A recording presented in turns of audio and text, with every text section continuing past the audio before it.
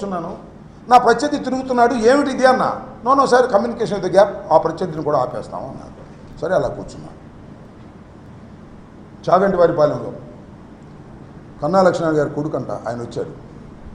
వచ్చి మీ అంతు తేలుస్తామని వార్నింగ్ ఇస్తున్నాడు. అక్కడ నాకు ఫోన్ చేశారు. ఆ తర్వాత అక్కడ సిఐ ఉన్నాడు, రాంబాబు అని ఆయన, నా పేరు గల ఆయనే. ఆ సిఐకి ఫోన్ చేయడానికి ప్రయత్నం చేశాను, ఫోన్ ఎత్తలేదు.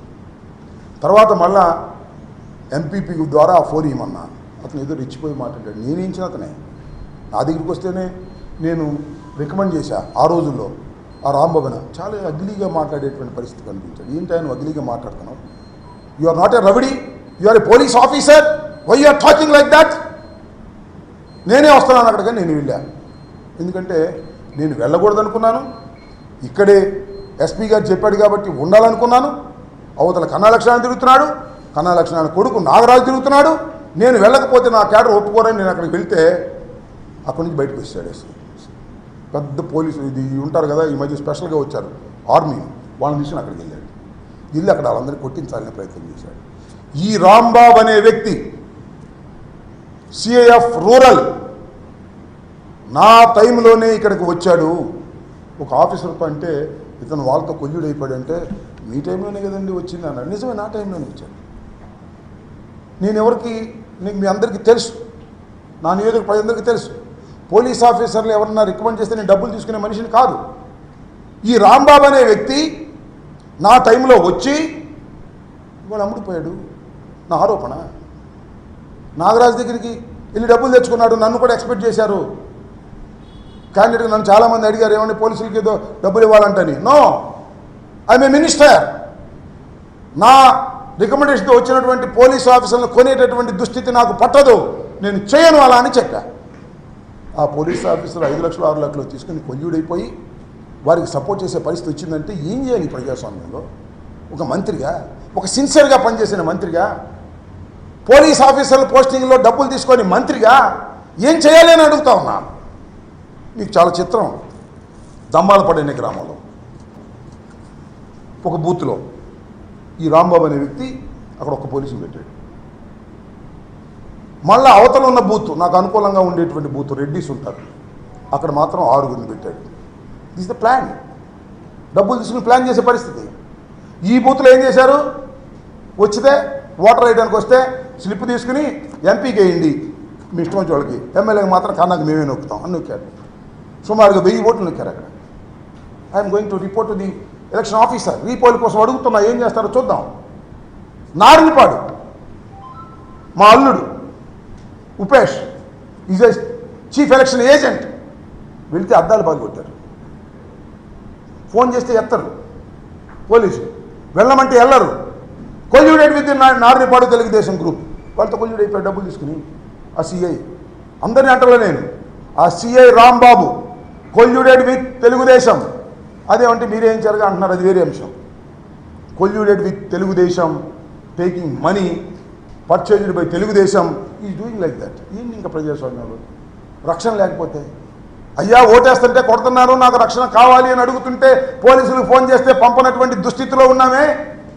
1 కాదు 2 కాదు, కుంకలగుంట, చీమల మర్రి, నారినిపాడు, తమ్మాలపాడు, తొండపి, ఇది మన గుళ్ళపల్లి, మాదల, ఇవాళ కూడా మాదల్లో జరిగే పరిస్థితి కనిపిస్తా ఉంది. What is this? మీరు మార్చారు పోలీస్ ఆఫీసర్లు, ఎలక్షన్ కమిషన్ సిన్సియర్గా చేసేవాళ్ళని పెట్టారు మీరు. ఏంటి జరిగిందని అడుగుతా ఉన్నా. Review it. పోలీస్ ఏం చేసిందనే దాని మీద రివ్యూ జరగాలి ఎలక్షన్ కమిషన్ అని కూడా మనం చేస్తున్న దుర్మార్గమైనటువంటి రాజకీయాలు చేశారు. ఇవాళ మేము ప్రభుత్వంలో ఉన్నామో లేదో మాకు అర్థం కానటువంటి పరిస్థితి. న్యూట్రల్ అపోజిషన్లో కూడా మాకు ఇంతకన్నా బాగా జరిగిందని కూడా మనం చేస్తున్నాం. ఆర్తనాదాలు చేస్తున్నటువంటి వైసీపీ కార్యకర్తలకి పోలీసుల్ని పంపలేని దీన స్థితిలో ఇవాళ మేము ఉన్నాం అభ్యర్థులు అంటే నాకు నిజంగా బాధేస్తుంది, గుండె తరిగిపోతుందని కూడా మనం చేస్తున్నాం. ఇంత దుర్మార్గమైనటువంటి పరిపాలన ఇక్కడ జరిగింది ఈ ఎలక్షన్ కమిషన్ టైంలో అనేది నాకు బాధ. సిఐ ఎత్తడు, డిఎస్పీ ఎత్తడు, ఎస్పీ ఎత్తాడు. ఎస్పీ గారు పాపం మాట్లాడుతూ ఉన్నాడు, పంపిస్తున్నాను అంటున్నాడు, 5 నిమిషాలు వెళ్తానంటున్నారు, 5 కాదు గంట అయినా కూడా రీచ్ కానటువంటి పరిస్థితి. ఇంత దుర్మార్గమైనటువంటి పరిస్థితులు ఇవాళ కలగటం చాలా శోచనీయమైనటువంటి బాధాకరమైనటువంటి అంశం అని కూడా ఈ సందర్భంగా నేను మనవి చేస్తూ, ఇది నేను మళ్ళా ఎలక్షన్ కమిషన్ నిన్న ఒక స్టేట్మెంట్ ఇచ్చారు, నో రీపోలింగ్ అని. నేను again I'm asking election commission through media, Dammalapadu, Narinipadu, Cheemalamarri already నేను అప్లై చేశాను. వెబ్ కెమెరాస్ పెట్టారు. ఎలక్షన్స్లో వెబ్ కెమెరాస్ ఎందుకు పెడతారు? అక్కడ సరిగ్గా ఎవడ ఓటు వాడు వేసుకున్నాడా లేదా అని దానిలో చూస్తారు. అది చూసి ఎవడ ఓటు వాడు వేసుకోలేదనుకో రీపోలింగ్ పెట్టాలి కదా. ఎందుకు పెట్టింది? I request the election commission of Andhra Pradesh, please verify the web cameras and give the decision. Don't take మేము ఈ రీపోలింగ్ పెట్టము అనేది ప్రజాస్వామ్యంలో కరెక్ట్ కాదు. మా విన్నపాలు తీసుకోండి, తీసుకొని పరిశీలించండి. పోలింగ్ ఆఫీసర్స్ కూడా కొల్లుడైపోయారు కొన్ని చోట్ల పోలీసులతో పాటు. డబ్బులు ఇచ్చారో, బెదిరిపోయారో, భయపడ్డారో, వాళ్ళు చెప్పినట్టు విన్నారు, వాళ్ళు రాయలేదు పుస్తకంలో. అది కాదు ప్రధానమైంది. You see the web cameras. Web కెమెరాలో చూసి ఎవడి ఓటు వాడు వేసుకుంటే మాకేం అభ్యంతరం లేదు. అందరి ఓటు ఒకడే నొప్పుతుంటే దాన్ని మీరు ఎలా లేవ చేస్తారు? వెబ్ కెమెరాలు పెట్టింది ఎందుకు? దయచేసి I request the election commission, go through the web cameras. మేము ఎక్కడైతే మేము కంప్లైంట్ ఇచ్చామో అవి ఒక్కసారి వెబ్ కెమెరా చూడండి.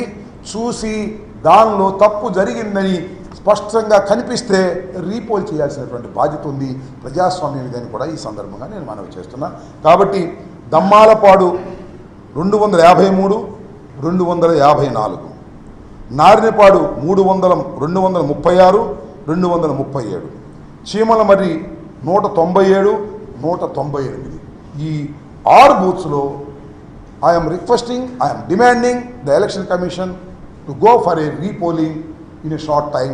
ఇవన్నీ కూడా వెబ్ కెమెరాలు చూసి వాళ్ళకి మీరు రీపోల్ చేసే అవకాశం ఇస్తే ప్రజలు మళ్ళీ నిజంగా తమ ఓటు హక్కును వినియోగించుకుంటారు. ఇక్కడ ఓటు హక్కును వాళ్ళు వినియోగించుకోలేదు, వారి బదులు ఎవరో నా ఓటు వాడు నొక్కేశాడు. ఇది మీరు వెబ్ కెమెరాలో చూస్తే అర్థమవుతుంది. ఇది చాలా న్యాయమైనటువంటి డిమాండు, కోరిక ప్రజాస్వామ్యంలో. కాబట్టి దీన్ని కన్సిడర్ చేయాలని మీ ద్వారా, మీడియా ద్వారా ఎలక్షన్ కమిషన్ కోరుతున్నాను. ఆల్రెడీ ఈ 3 గురించి కూడా డిస్ట్రిక్ట్ ఎలక్షన్ అథారిటీస్కి నేను ఆల్రెడీ రిప్రజెంటేషన్ ఇచ్చాను. ఇవాళ ఈవినింగ్ కూడా స్టేట్ ఎలక్షన్ కమిషన్ని కలవాలనే ప్రయత్నం చేస్తున్నాను, కలుస్తాను.